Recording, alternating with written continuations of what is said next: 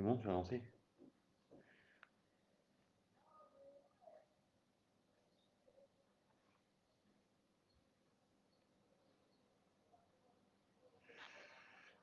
Bon, eh bien, bonjour à toutes et à tous. En tout cas, ceux qui nous ont déjà rejoints.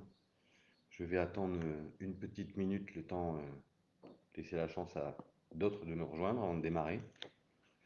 Dans un premier temps, ceux qui sont potentiellement là, pouvez-vous nous confirmer que vous m'entendez bien? Mettez un petit message. Attends une minute. On attend un peu. Merci en tout cas à ceux qui ont mis des petits pouces pour dire qu'on entend bien. C'est bon, t'as la grille.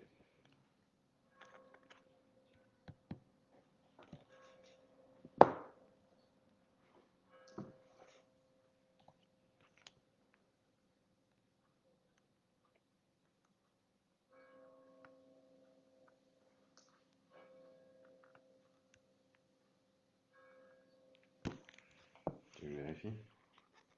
On se connecter tout doucement, on a 5 personnes. Là, ça monte.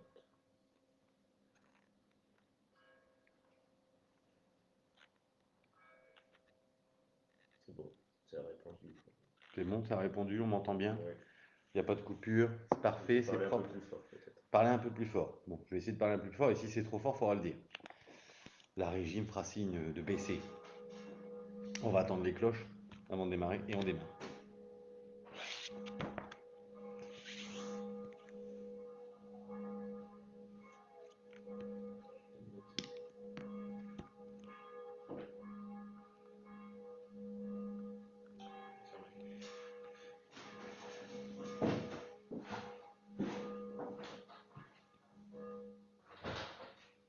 C'est mieux, on ferme les fenêtres. Oui, il fait chaud, mais on ferme les fenêtres. Bon, bah alors, comme de coutume, vous avez théoriquement toutes et tous reçu le dernier magazine, Mézières le Mag. Donc, je vais vous le présenter en grandes lignes. On va en faire le tour ensemble. Et puis, à l'issue, je répondrai à quelques questions s'il y en a. Donc, n'hésitez pas à les poser au fil de l'eau. Et notamment si certains sujets, vous voulez que j'aille un peu plus en profondeur. Donc, qu'est-ce qu'il y avait dans ce magazine? Premièrement, le stationnement, on en avait parlé pendant la campagne, et vous l'avez aussi souhaité, pouvoir redynamiser le centre-ville, faire venir prochainement des nouveaux commerces. Prochainement, on aura la boulangerie, je l'espère en début d'année, qui va réouvrir. Et pour ça, bah, il faut leur créer des places de stationnement pour qu'on puisse y aller facilement, se garer facilement. Donc, on a créé des nouvelles places. On a supprimé d'anciennes zones de livraison, on en a créé des nouvelles. On a passé l'intégralité de la zone en zone bleue euh, et on a créé des places 15 minutes pour chacun de nos commerces. Donc on a aussi entendu qu'il y avait quelques riverains qui n'avaient pas de garage, quelques-uns en appartement ou parfois des maisons de ville. Donc on fait un petit test pendant 6 mois. Vous avez certainement tous suivi l'actualité. Il faut aller sur le site internet de la commune et puis vous allez remplir un formulaire que vous déposerez en mairie et nous distribuerons des macarons résidents qui vous permettront de rester garés pendant la zone bleue, donc de 9 heures à 19 heures. En dehors de cette zone bleue, donc de 19 heures à 9 heures, la nuit, vous pouvez vous y garer sans macaron. Mais pour cette période de 9 heures à 19 heures, avec le macaron, vous pourrez exceptionnellement rester garé 6 heures. Alors pourquoi 6 heures? C'était aussi un travail avec l'équipe pour éviter qu'un résident qui n'a pas de garage puisse laisser son véhicule toute la journée en voiture ventouse. Encore une fois, l'objectif, c'est d'avoir des places de stationnement pour nos commerçants. Si on en veut plus, il faut bien évidemment leur laisser la place. Il y a aussi des petites poches aux alentours qui ne sont, elles, pas en zone bleue. Voilà.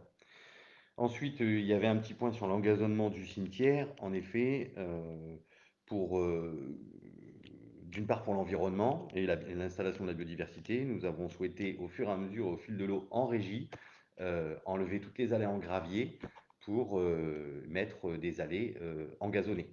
Ce qui nous permettra de ne plus avoir euh, à désherber, mais il ne restera plus qu'à tondre ces allées. Voilà, donc c'est mieux pour l'environnement et c'est bien aussi pour l'économie de la ville, puisque le désherbage étant donné que maintenant tout ce qui est désherbant industriel est interdit, le désherbage devant se faire à la main, ça coûte très cher. Ensuite, il y avait un petit focus sur le dispositif du gouvernement Un jeune, une solution. pour tous les jeunes de 16 à 25 ans ainsi que leurs parents. Nous avons la chance d'avoir la mission locale qui sera le mercredi 30 juin de 14 heures à 17 heures sur le parking de la salle des fêtes. Donc, si vous êtes en recherche d'apprentissage, de travail et l'aide à la rédaction d'un CV, vous cherchez un accompagnement pour préparer un entretien d'embauche, etc., la mission locale sera là pour vous. Donc, c'est pour les 16-25 ans, le 13 juin à 14 heures. Ensuite, on a fait un petit focus sur la vaccination de nos aînés. Et je remercie bien évidemment l'intégralité de l'équipe du CCS, mais aussi les élus qui se sont mobilisés pour aller covoiturer, accompagner les aînés qui ne sont pas véhiculés. Et dans le magazine, la date c'était le 11 mai. On vous disait que 80% de nos seniors étaient vaccinés. Euh, Aujourd'hui, nous sommes le 11 juin. Enfin, si c'est ça, le 11 juin, tout à fait. Et c'est 90% de nos seniors qui sont vaccinés. Donc il y avait dans ce tableau, on voyait personnes en attente de vaccination, 25. Donc tout ça c'est largement amélioré et vraiment je remercie. Alors certainement certains d'entre vous ont été appelés par le CSAS, mais c'était un gros travail de fourmi que d'appeler tous les anciens euh, et aussi d'avoir tous les rendez-vous. Donc euh, je remercie aussi l'association Odyssée qui tient le vaccinodrome, qui est une association que nous avons souhaité aussi aider, puisque c'est une association qui agit sur notre territoire, elle est basée sur Épône et elle accompagne les personnes en fin de vie.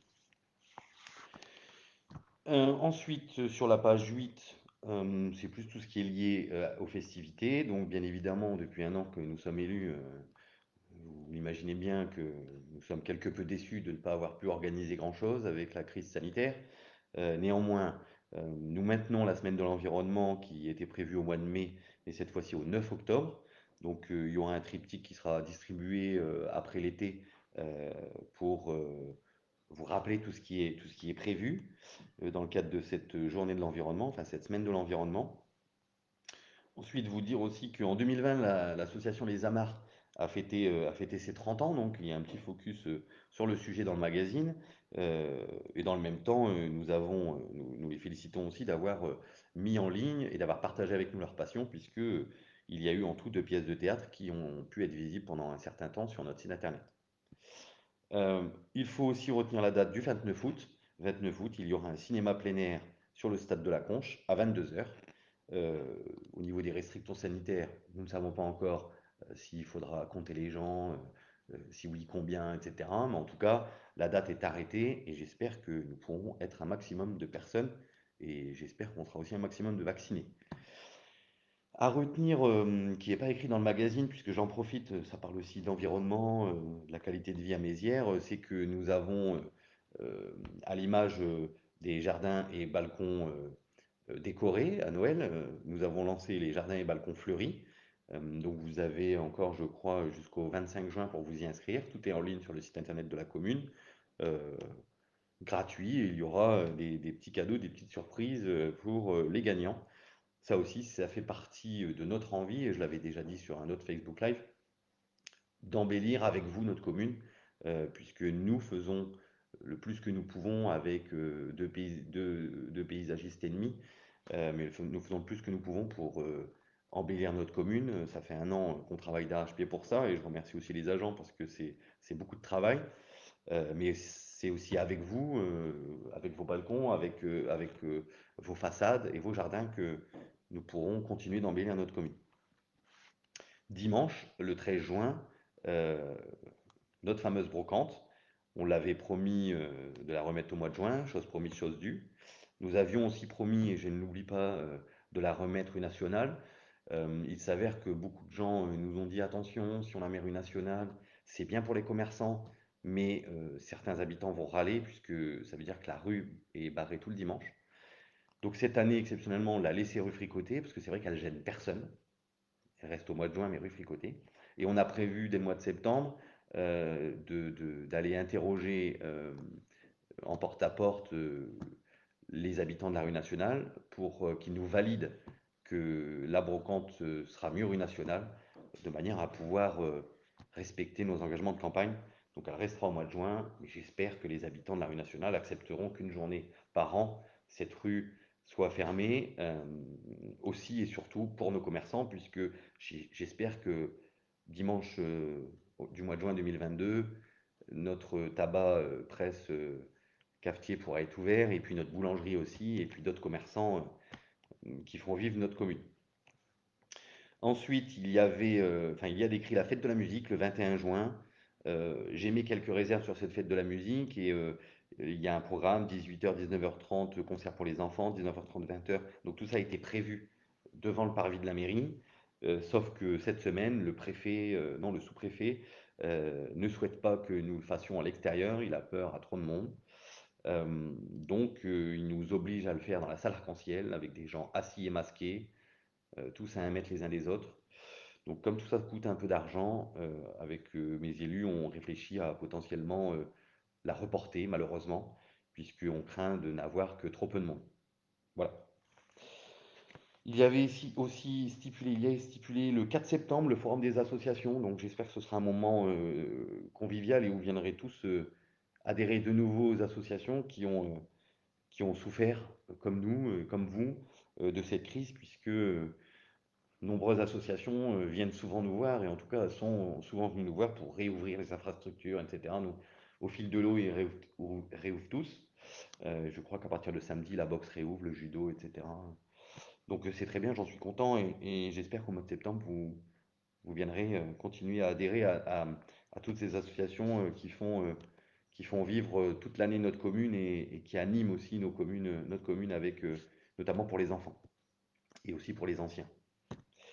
En complément, c'est pas écrit dans le magazine, mais je crois qu'on a fait une communication autour le 5 septembre, donc le dimanche, est prévu le forum des entreprises locales. Donc si vous me regardez et que vous êtes une entreprise, un artisan, et que vous voulez mettre en avant celle-ci, votre talent, en tout cas faire savoir votre savoir-faire, écrivez, remplissez le formulaire qui est sur le site internet de la commune, envoyez un petit mail, et puis gratuitement, le 5 septembre, vous pourrez mettre à l'honneur votre société et vous faire connaître du plus grand nombre.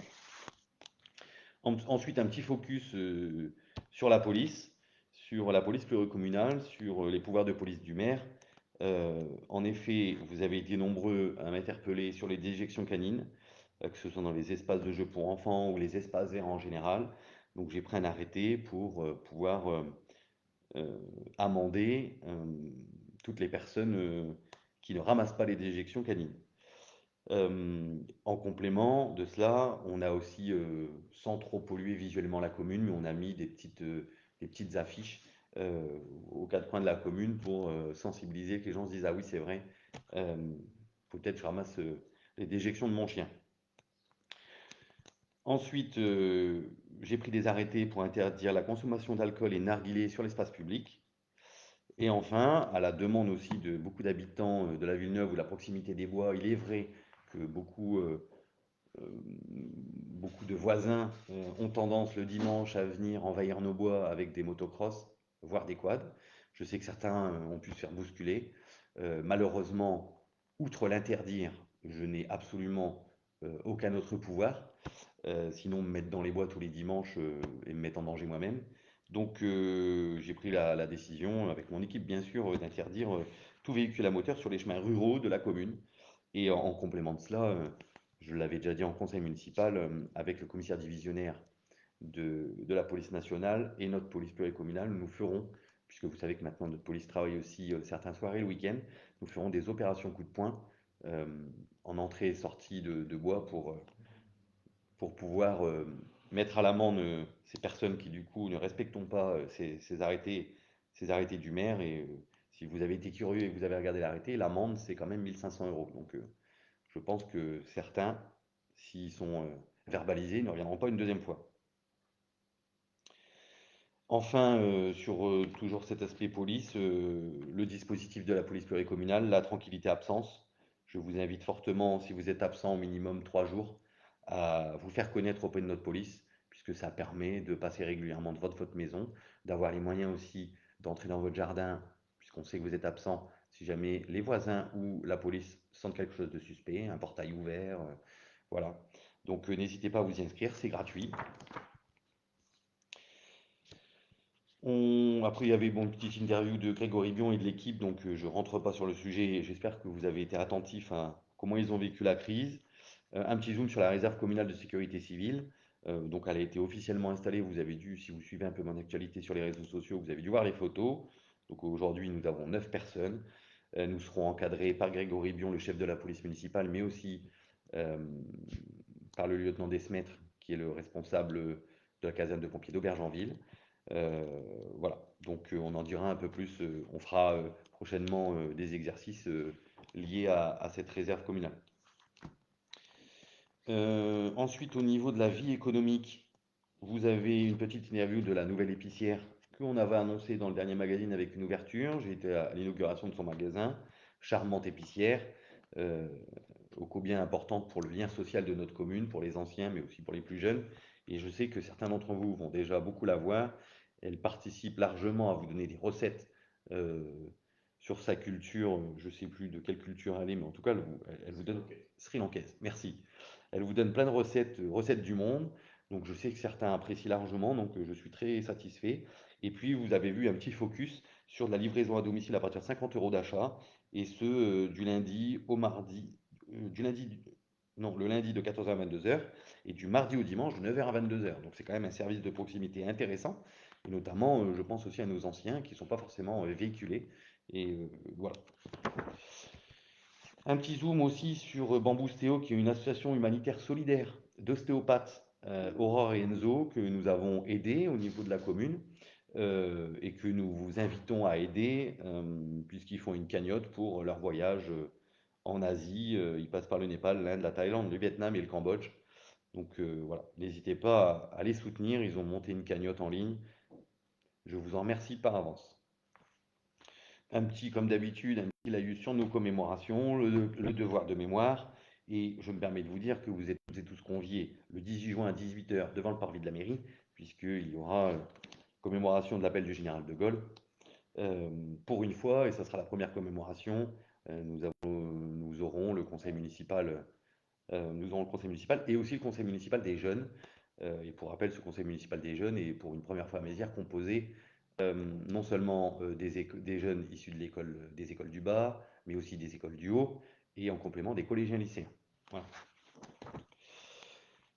Alors un gros focus sur les finances, nous l'avons souhaité le plus pédagogique possible. Bien évidemment, pour ceux qui veulent des compléments, tout est en ligne sur le site de la commune avec les un peu plus de 162 pages du budget. Mais l'idée, c'était malgré tout que vous puissiez vous rendre compte que nous avons quand même la chance d'être dans une commune où les finances sont saines, mais surtout une commune aussi qui est en devenir et qui a des projets importants. Pour une première fois à Mézières, nous avons mis en place un plan pluriannuel d'investissement. Si vous êtes curieux, vous avez pu regarder que nous allons investir dans beaucoup de choses, que ce soit le scolaire, les équipements sportifs extérieurs, les bâtiments publics, le centre technique municipal, etc. Et ça représente sur le mandat, puisque vous pouvez voir un histogramme qui vous fait un étalement de ces investissements, c'est juste pas loin de 4 millions d'euros d'investissement sur le mandat que nous souhaitons mettre en place. Ensuite, en toute transparence, vous avez les subventions versées aux associations en 2020 ainsi que celles promises pour 2021. Et pour la première fois aussi, donc c'est écrit en gros, et j'espère que vous l'avez bien vu, pour la première fois, nous avons voté un budget participatif qui sera mis à disposition du futur Conseil citoyen. La crise sanitaire ayant passé par là, nous n'avons pas encore pu le mettre en place. Et je sais que Thomas Alberstadt, qui est mon conseiller délégué euh, à la démocratie participative, a à cœur de rapidement le mettre en place. Donc j'espère qu'on pourra le mettre en place au mois de septembre, puisque avant, j'ai demandé à Thomas de pouvoir réunir le Conseil des sages pour qu'il puisse nous accompagner également dans cette mise en place de conseils citoyens. Voilà, avec la plus large représentativité possible de la population et du coup avec un budget participatif, un budget d'investissement euh, que ce conseil aura à disposition. Enfin, en gras, c'est écrit que nous avons malgré tout en 2020, et c'est plutôt très bien, réalisé 960 000 euros d'excédent de fonctionnement. Donc ça veut dire que les dépenses de fonctionnement, les dépenses du quotidien ont été très largement maîtrisées. Et en gros, ce dont je voulais vous parler, c'était, puisqu'il y a le budget d'investissement, vous l'avez aussi avec la PPI, donc il y a l'essentiel qui a été mis. Euh, mais ce qui est important, c'est au niveau du fonctionnement. Les recettes, bon, je ne rentre pas dans le détail. Ce qui est peut-être important de détailler, c'est les dépenses de fonctionnement, euh, puisque il est important de vous le dire, et même si je l'ai déjà dit en conseil, mais c'est bien aussi de le dire, parce que vous ne regardez pas forcément tous le conseil, c'est que la masse salariale de la commune représente que 44% de nos dépenses de fonctionnement, ce qui est bien en deçà de certaines communes, donc c'est plutôt bien. Il est vrai que nous avons la volonté politique d'améliorer le service public, donc forcément, il va falloir aussi que nous investissons dans l'humain, mais surtout, nous avons la volonté, plutôt que de faire travailler des prestataires extérieurs, et bien de réaliser des investissements, mais aussi des réalisations de fonctionnement en régie. Par exemple, vous avez certainement appris que nous avons eu la chance d'ouvrir, en tout cas d'être retenu pour ouvrir une salle de classe, une nouvelle salle de classe à l'école du Bas, ce qui va très largement alléger les effectifs pour la rentrée prochaine, donc c'est plutôt très bien. Mais ça veut dire, en investissement, il faut ouvrir une classe, il faut faire les travaux, etc. Et bien ça, nous souhaitons le réaliser en interne avec un pâtre. Tout comme nous avons l'ambition de rénover dans l'ensemble de nos écoles, sur l'intégralité du mandat, de rénover 3 classes par an, en peinture, électricité, etc. Nous souhaitons le réaliser en régie. Euh, voilà, donc on ne fera pas appel à des sociétés, mais on fera nous-mêmes, donc forcément, ça fait appel à un peu plus de masse salariale. Ensuite, il y a une hausse de 20% des dépenses en ce qui concerne la restauration scolaire, mais ça, nous l'avions dit aussi dans la campagne, c'est paru dans le premier magazine de notre mandat.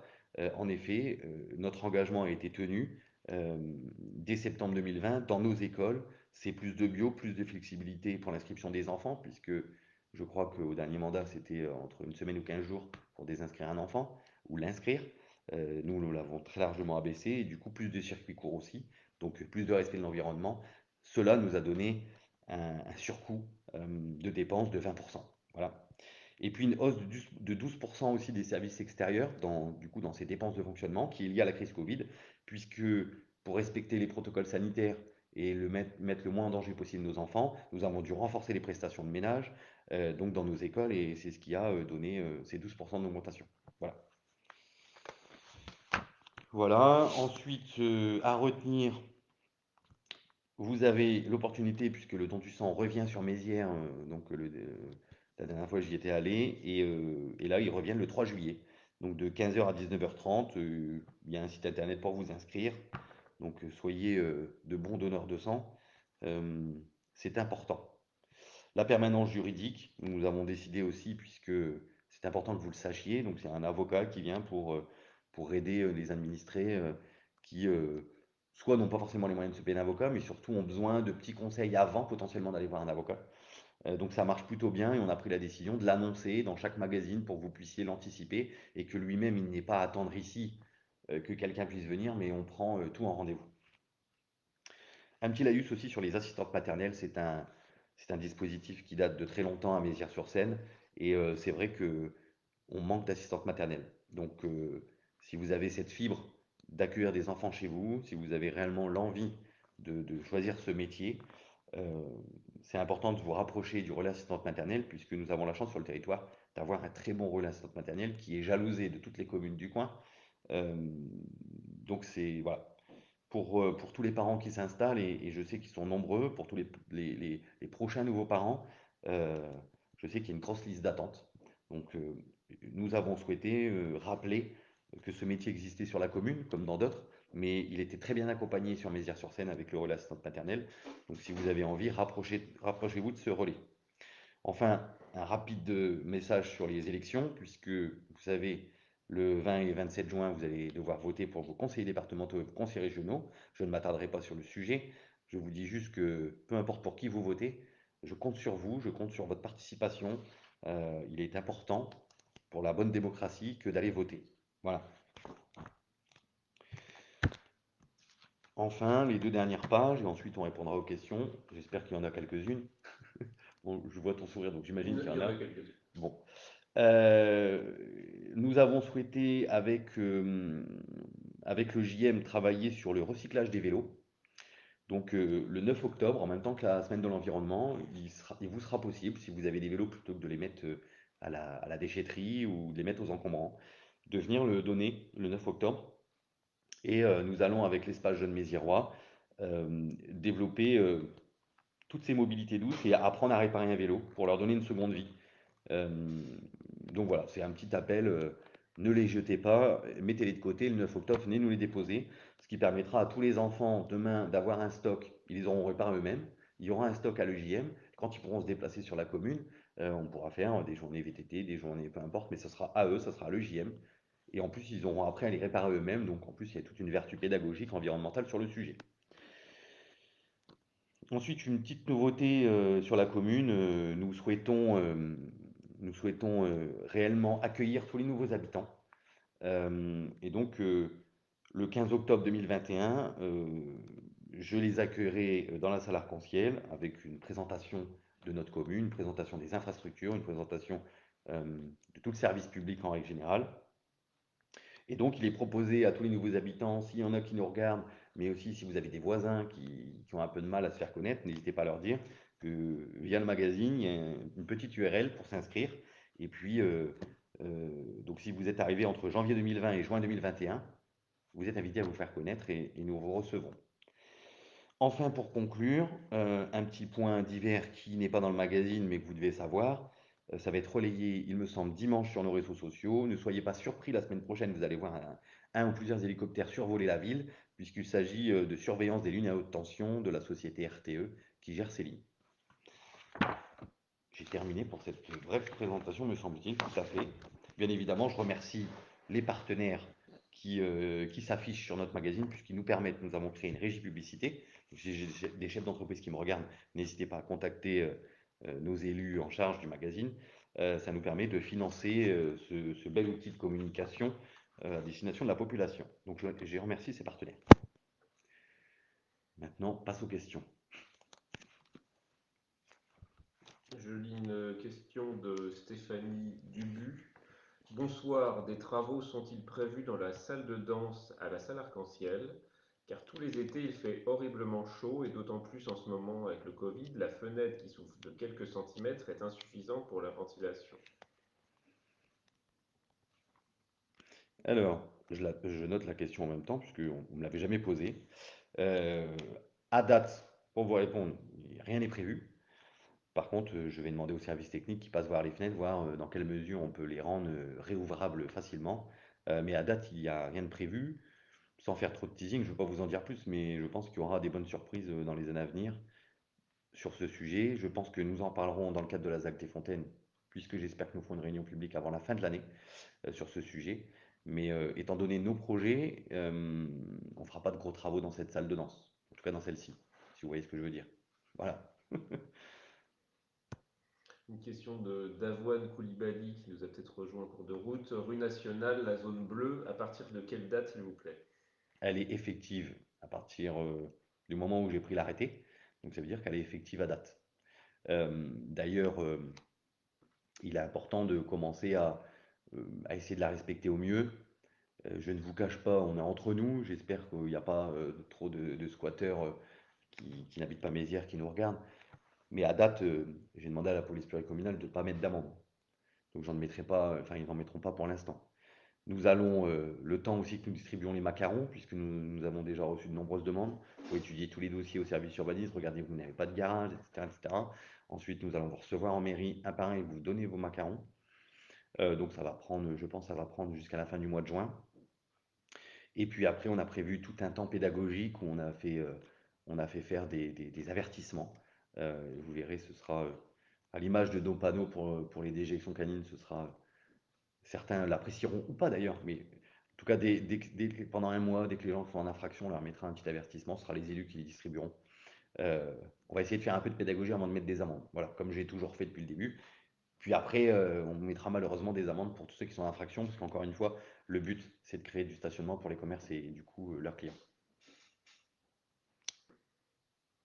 En passage, on a quelqu'un qui signale que tu ne reçois pas le magazine. Bon, c'est. Si vous ne recevez pas le magazine, alors pour ceux qui ne reçoivent pas le magazine, c'est possible, ça peut arriver, on peut oublier une boîte aux lettres. Vous savez que ce n'est pas une entreprise qui le boite, donc on pourrait leur taper dessus si c'était le cas. Ce sont tous les élus qui boitent. Et donc on a monté des groupes, etc. On peut louper. Et si on loupe, déjà de un, vous venez en mairie, ils sont en libre accès, vous repartez, vous en prenez un, deux, trois, il n'y a pas de problème. Et de deux, vous pouvez aussi nous envoyer un petit mail pour alerter que votre. Bon, si c'est la première fois que ça arrive, ça ne sert à rien d'alerter, c'est une erreur. Par contre, si ce n'est pas la première fois, mettez un petit mail sur accueil@maison118.fr, vous alertez que tout le temps vous êtes oublié et du coup, je taperai sur les doigts sur les élus qui oublient vos boîtes aux lettres. Ensuite, on a deux fois un même sujet qui revient, donc j'ai les deux questions. Euh, Bonjour, une question de Doudou Kif Kif. Bonjour, concernant l'OAP des Gravois, avez-vous une date pour la concertation avec tous les propriétaires? Merci d'avance pour votre réponse. Et donc une question similaire de la part de Christophe Champion. Ça commence à devenir très urgent rue des Gravois. J'espère que vous allez débloquer la situation. Oui, c'est en effet très urgent. Maintenant, comme je l'ai toujours dit aux riverains, on ne pouvait pas se réunir jusqu'à hier, enfin même encore aujourd'hui, c'est compliqué. Donc j'ai vu avec Madame Drouet, mon adjointe à l'environnement, de manière à pouvoir organiser une réunion en septembre ou octobre avec, alors ça sera peut-être plutôt début octobre, parce qu'en septembre avec le forum des assos, enfin il y a beaucoup de choses en septembre. Et puis je ne vous cache pas qu'avant la fin de l'année, il va y avoir beaucoup de réunions, mais on s'y était engagé, on va le faire. Donc avant la fin de l'année, pour que vous le sachiez, il y aura la réunion de la ZAC des Fontaines, il y aura la réunion du quartier de gare, et il y aura la réunion de concertation pour le AP des Gravois. Donc trois grosses réunions qui est liées à l'urbanisme, trois grosses réunions où on ne sera peut-être pas toujours d'accord, euh, mais en tout cas, on fera tout ça avant la fin de l'année. Je vais poser une question. Une question de Jérôme Legras. Alors, c'est un sujet qu'on trouve souvent. Et c'est vrai qu'on s'est exprimé là-dessus plusieurs fois, mais je vous lis la question. Bonsoir à tous. Bonsoir, monsieur le maire. Est-il prévu un ramassage des déchets végétaux sur la commune de Mézières comme cela existe dans la commune voisine d'Épône? Un sujet récurrent qui nous fait un peu Ouais, mal au cœur. ça, c'est un sujet non seulement qui me fait mal au cœur, mais qui m'agace. Elle m'agace puisque, alors du coup, pour retracer un peu l'histoire, l'ancienne équipe municipale n'a pas souhaité rentrer dans le ramassage des déchets verts. Les déchets verts et les déchets en règle générale, c'est une compétence de la communauté urbaine, Grand Paris Seine-et-Oise. Donc, quand ils ont fait leur appel d'offres qui est valable pour plusieurs années, et je crois que ça court jusqu'en 2024 ou 2025, la ville de Mézières, mais ainsi que 14 autres villes, ont refusé d'avoir ce ramassage en porte-à-porte de déchets verts. Ce qui signifie que si on veut respecter les marchés publics, on a le droit à plus ou moins 15%, parce que des consignes à marché, on ne peut pas aller au-delà de 5%, pardon, plus ou moins 5% en termes de chiffres. Et donc, quand j'ai demandé, en étant élu, tout nouvellement élu, au président de Raphaël Cognier, moi je veux du ramassage des déchets verts, je suis allé voir Jean-Luc Dry aussi, le vice-président des déchets, il m'a dit ok, on prend note et tout. Sauf qu'en définitive, les 15 communes qui n'ont pas le ramassage des déchets verts aujourd'hui souhaitent ce ramassage. Donc ils ne peuvent pas nous intégrer au marché puisqu'ils dépassent les 5%. Donc en fait, on paye ensemble les choix du passé. Mais aujourd'hui, on ne peut pas faire de ramassage de déchets verts. Je l'ai mis en place l'été dernier, mais puisque ça m'a permis d'essayer de mettre un coup de pression à Grand Paris Seine-et-Oise en disant bah, c'est pas grave, vous voulez pas, bah, moi je vais le faire. Mais j'ai utilisé la crise sanitaire avec la fermeture des déchetteries de manière à. Donc je ne pouvais pas me faire retoquer par le trésorier ni le préfet. Mais à date, si je le remettais en place, le trésorier public ne paierait pas et je pourrais être retoqué par le préfet, puisque nous n'avons plus la compétence déchets. Donc malheureusement, nous n'aurons plus, sauf si changement au niveau de Grand Paris Seine-et-Oise et qu'on décide malgré tout, mais en tout cas, je vous dis, ça sera pas. Je pense pas que ça sera le cas, parce que étant donné les finances de Grand Paris Seine-et-Oise, ça m'étonnerait qu'ils s'amusent à dénoncer ce genre d'appel d'offres qui va coûter une fortune pour 15 communes. Donc nous n'aurons pas le massage des déchets verts. Maintenant, nous sommes, et bon, je pense que je peux le dire, puisque ça viendra rapidement, mais nous sommes en train de travailler avec mon adjointe à l'urbanisme et à l'environnement, Madame Trouet, sur une végéterie, de manière à pouvoir créer du compost normé sur notre commune, euh, avec un très gros composteur et un broyeur, qui pourrait nous permettre donc à tous les habitants de venir non seulement poser leurs déchets verts, mais aussi tout leur branchage, aussi les biodéchets, bon, on travaille dessus, et repartir soit avec du compost gratuitement, soit avec du broyat. Et dans le même temps que nous travaillons sur ce sujet, nous regardons pour pouvoir, via notre CCS, et là je pense notamment aux anciens, pouvoir mettre une prestation de service, un peu comme on a le portage de repas à domicile, mais pourquoi pas aller chercher les déchets verts chez certains anciens, ça restera une prestation ponctuelle, Mais en tout cas, ça sera sur notre commune, avec du coup la gestion de ces déchets dans un écosystème beaucoup plus respectueux de l'environnement, puisque au-delà de vouloir faire du bobo écolo, etc., il faut se dire les choses, c'est que ramasser vos déchets verts pour les emmener à Carrière ou à Flacourt, pour en définitif, quand il y a un feu à Flacourt, bon, on fait quoi? Eh bien, on va les brûler, vos déchets. C'est 75% d'eau. Donc, on transporte 75% d'eau sur site, à Flacourt ou Carrière. Puis ensuite, quand il y a un incendie, puisqu'il y a souvent des incendies, étant donné qu'on stocke, puis dès qu'il y a des fortes chaleurs, il y a des incendies, ben, du coup, on les brûle. Et on brûle de l'eau. Enfin, maintenant, je comprends que c'est un service de proximité que nous avons tous besoin. Donc, on travaille pour, j'espère, 2022, trouver une solution alternative. Alors, si ce n'est pas 2022, ce sera fin 2022. Mais voilà, on était encore en réunion cette semaine sur ce sujet, avec notamment Grand Paris Sénéoise, puisque je leur ai dit, j'ai bien compris qu'on ne peut pas rentrer dans l'appel d'offres, mais je leur ai demandé que nous puissions, puisqu'on le sait, même à Grand Paris Sénéoise, le ramassage de déchets verts en porte-à-porte, ça sera terminé à un moment donné. Euh, donc, à l'image de ce qu'on a fait sur les finances en passant à M57 avant tout le monde, de manière à être pilote, et puis j'ai demandé à ce qu'on puisse être pilote aussi sur la gestion des déchets en circuit court avec une revalorisation, puisque ça ne deviendra donc plus des déchets, mais plutôt de la matière première pour fabriquer autre chose. Voilà. J'espère avoir répondu, hélas, à votre question de façon claire et limpide, et je sais que ce n'est pas la réponse que vous attendiez. On a une question de Catherine Martins. À quand de vrais travaux de voirie? Les pansements ne suffisent plus et d'hiver en hiver, les trous se forment, rue des Acacias notamment. Alors, pour les travaux de voirie, Madame Martin, sachez déjà que je suis déjà en train de me battre pour terminer la rue nationale, qui a été démarrée par l'ancienne équipe, mais dont l'intégralité des bons de commande n'était pas signée. Ce qui signifie qu'à aujourd'hui, ils ont une voirie ouverte et il faut la terminer. Donc, ce que je peux vous dire, c'est qu'en 2021, alors la voirie, c'est plus de notre compétence, c'est de GPSO. Mais ce que je peux vous dire, c'est qu'en 2021, il n'y aura pas de travaux de voirie sur Mézières-sur-Seine, tout comme sur plein de communes. Ce qui a été arbitré à Grand Paris Seine-et-Oise, c'est, puisque je vous l'ai dit tout à l'heure, Grand Paris Seine-et-Oise est financièrement en difficulté, donc il y a des choix à faire, des choix difficiles. Et ce qui a été arbitré par le bureau, c'est que en 2021 ne seront faits que les travaux liés à la sécurité et essentiellement les travaux liés à la sécurité. Donc si jamais il y a un nid de poule, bon, on va le boucher, mais on ne fera pas une voirie. Je suis en train de me battre avec les riverains. Et s'ils me regardent, je sais qu'ils sauront avouer que je me bats aussi avec eux depuis des mois pour que la rue nationale soit terminée. Et en complément, si ça peut malgré tout vous rassurer, sachez qu'en en travaillant notamment avec Monsieur Chevilla sur la CLECT, qui est la récupération, enfin les charges transférées à la communauté urbaine, nous nous sommes aperçus que votre rue, la rue des Acacias, tout comme la rue des Primes-Verts, était encore, enfin en tout cas pour GPSO, donc c'est ce pourquoi ils n'y ont jamais rien fait, puisque dans l'outil de GPSO, qui leur permet d'aller faire les travaux à droite à gauche, vous étiez encore en copropriété, ce qui n'est plus le cas depuis des années, puisque vous l'aviez rétrocédé à la commune. Donc depuis 15 jours, vous êtes officiellement redevenu une rue sous la compétence de GPSO. Euh, voilà. Et je leur ai dit, quand on a fait cela, que votre parking était dans un sale état. Voilà. Mais pas de travaux avant 2021. Et 2022, ce sera la rue nationale. Et voilà. Une autre question. À quand de véritables contrôles de vitesse et de circulation des poids lourds, rue de Chauffour?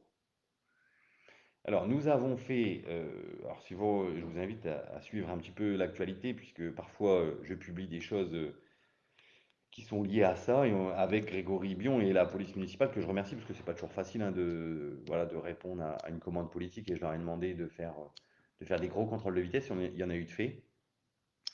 Euh, Vraiment les seuls endroits, et je vous donnerai pas les chiffres parce que ça va vous faire peur, mais vraiment les seuls endroits où ça roule vraiment vite, et c'est des contrôles qui ont été faits en collaboration avec la police nationale, c'est la route départementale 113. Voilà. Quand je vous dis ça roule vraiment vite, je pourrais limite vous dire qu'une voiture sur deux ne respecte pas le code de la route. Voilà.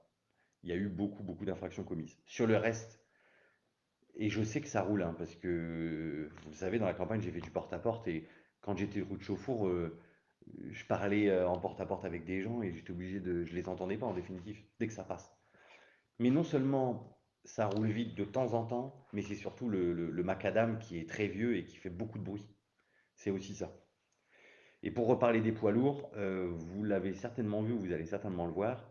euh, Pendant très longtemps, nous disions, à juste titre, hein, que la rue des Ligneux était interdite aux poids lourds. Sauf qu'en définitive, il n'y avait jamais eu d'arrêté de prix. Donc j'ai pris un arrêté pour interdire la rue des Ligneux aux poids lourds, puisque vous l'avez vu, la falaise, en tout cas le front rocheux, est quelque peu dégradé. Nous sommes aussi sur le sujet avec GPSO le département. Et donc, voilà, si vous voyez un poids lourd, bah, sachez qu'il n'a pas le droit. Alors, bien évidemment, vous n'êtes pas policier, on peut trop rien dire, mais on fera aussi des opérations de poids sur le sujet. Et on continuera de temps en temps, hein, puisque la police municipale, elle n'est pas que là euh, pour être sur Mézières. Elle n'est pas que là non plus pour aller mettre des amendes sur la zone bleue et elle n'est pas que là non plus pour faire des contrôles de vitesse. Il faut alterner. Ils ne sont pas non plus très nombreux, hein, ils sont que 5 pour Épône-et-Mézières. Et puis je vous prie de croire qu'il y a parfois beaucoup d'urgences, donc même si vous pouvez avoir l'impression de ne pas forcément toujours les voir, mais on les appelle souvent pour plein de choses diverses et variées que je ne peux pas forcément dire là, mais il y a quand même quelques soucis, parfois même de voisinage, dont on pourrait facilement se passer. Donc voilà, mais il y a des contrôles de vitesse, il y en aura encore. Une autre question? Oui, sur ce thème, il y a Grégory Del qui nous dit bonjour Monsieur le maire, je rebondis sur la rue de Chauffour, la vitesse est excessive et pourquoi pas envisager un radar automatique ou un ralentisseur? Alors déjà, il faut savoir que la rue de Chauffour, c'est une route départementale. Donc c'est au département. Maintenant, euh, j'ai vu le département et d'ailleurs, on a pu en parler sur le sujet. C'est vrai qu'ils ont mis des chicanes, c'est pas assez suffisant. Limite, moi personnellement, je trouve ça plus dangereux parce que les gens accélèrent pour passer les premiers. Euh, ce que j'ai dit, et c'est ce qu'on fera, hein, mais vous l'avez bien vu, dans le cadre de la concertation sur l'urbanisme, déjà là, avant la fin de l'année, on va avoir trois grosses réunions, mais trois vraiment très grosses réunions. Et ce que je souhaite sur la rue de Chauffour et la rue des Ligneux, puisque c'est deux routes où il y a quand même des problèmes, c'est faire une réunion avec tout le monde, avec tous les habitants, puisque je suis que maire, j'ai pas la science infuse, et j'ai pas envie de dire au département faites-moi ça parce que ça fera bien et je pourrais dire aux habitants, bah, j'ai fait ça. Ah, vous êtes jamais content, j'ai fait ça. En fait, le but, non, c'est qu'on phosphore ensemble, qu'on essaie de trouver un maximum d'idées, peut-être même à ce qu'on s'adosse à une entreprise spécialisée en sécurité routière qui puisse nous dire, bah, Dodane, c'est une bêtise parce que voilà, ou faut mettre un cassis, enfin, j'en sais rien. Mais qu'on fasse le travail ensemble. Et au bout du bout, on décide ensemble. Et moi, je serais capable d'aller voir le département et dire, bah voilà, j'ai vu avec mes habitants des routes de chauffour, de trucs, parce qu'il n'y a pas que les problèmes de vitesse, il y a des problèmes aussi pour les enfants. Moi, quand je le fais en porte-à-porte, ou enfin, quand je l'ai eu fait, enfin, c'est quand même extrêmement dangereux pour les enfants qui vont à l'école, enfin voilà. Donc je pense qu'il y a un gros travail à faire et je ne veux pas le faire parce qu'on est élu, donc on va faire un truc. Non, il faut qu'on le fasse ensemble, en tout cas pour les habitants qui habitent ces rues, parce qu'il y a des choix à faire et si on décide d'agrandir un trottoir, ça veut dire rétrécir un autre, enfin, vous voyez, il y a des choix à faire ensemble, plutôt que de voir bêtement à un moment donné dire ah ben je vais vous promettre de faire quelque chose et puis en fait il y a un truc que je vais vous pondre et vous direz oh le maire ce qu'il a fait c'est n'importe quoi et peut-être que vous auriez raison. Donc l'idée c'est qu'on réfléchisse ensemble et si on fait n'importe quoi on le fera ensemble et on saura réajuster. Comme là, la zone bleue, on le fait, on l'a fait, on a écouté les commerçants, on les a vus plusieurs fois, on a écouté pas mal de riverains. J'ai dit, on fait un test pendant 6 mois, un an, puis on réajuste. Et ben, il faut aussi, alors c'est vrai que la haute chauffour, là sur une zone bleue, c'est un coup de peinture et puis trois disques. Ça coûte beaucoup moins cher. La haute chauffour, il ne faudra pas trop qu'on se loupe non plus parce qu'il y aura des travaux de voirie et vous avez vu, ça coûte vite cher. Donc, mais bon, il y a peut-être des choses à faire. J'ai vu des habitants qui m'ont dit, oui, par exemple, au marronnier, vous mettez juste un CD de passage pour être sûr que les gens, quand ils descendent, ou voire même un stop. Et un stop, ça coûte pas cher, c'est un arrêté du maire, un coup de peinture, pourquoi pas. Mais j'ai pas envie de le faire sans les habitants, puisque, enfin voilà, c'est pas mon ADN de faire des choses comme ça sans les habitants. Donc, j'espère qu'en 2022, on sera sorti de la concertation, même si c'est pas une réelle concertation, parce que les concertations sont finies, mais en tout cas des grosses réunions publiques sur la ZAC des Fontaines, le quartier de gare et l'OAP des Gravois, puisque c'est vraiment des urgences. J'entends que enfin, tout est en urgence, hein. Je sais que la vitesse à Rochefort, c'est aussi une urgence pour plein de gens. Mais bon, je ne peux pas éteindre tous les feux en même temps. Voilà. Donc, j'ai conscience de ça. On fera une réunion tous ensemble et j'espère que le monsieur va poser la question viendra à cette réunion pour qu'on puisse phosphorer tous ensemble et trouver une solution viable, on va dire d'ici un an ou deux. Voilà. On peut préciser aussi qu'on est en train d'étudier l'adhésion au label Ville Prudente, qui est dirigé par l'association de la prévention routière et qui nous permettra, si on décide de poser candidature, d'un audit extérieur, je pense, qui pourra nous Hmm. donner des idées, des conseils pour améliorer la sécurité routière sur la commune. C'est un peu le même principe que les villes fleuries, à laquelle nous avons adhéré et vous allez voir pour le cimetière, les entrées de ville, nous avons candidaté, donc j'espère qu'on aura une fleur et non plus des pétales qui font plaisir à tout le monde, mais je souhaite une fleur. Et bien, c'est vrai que M. Padelou, adjoint à la sécurité, nous a proposé d'adhérer à Ville Prudente pour être accompagné par la sécurité routière. Et du coup, c'est un jury professionnel qui vient sur la commune, qui demande tout ce qu'on a mis en place. Les contrôles radars, ça en fait partie, mais pas que. Les stops, etc. Et puis qui vont nous conseiller. Donc peut-être qu'on aura des conseils intéressants sur cette solution parce que Ville Prudente, ils vont nous mettre peut-être. J'ai vu que les Mureaux, ils avaient eu trois cœurs, je crois, Ville Prudente. J'ai vu qu'ils avaient adhéré. Donc nous, c'est tout nouveau. On aura peut-être qu'un cœur au début. Mais l'idée, c'est de s'améliorer. Voilà. Si on le décide, tout à fait.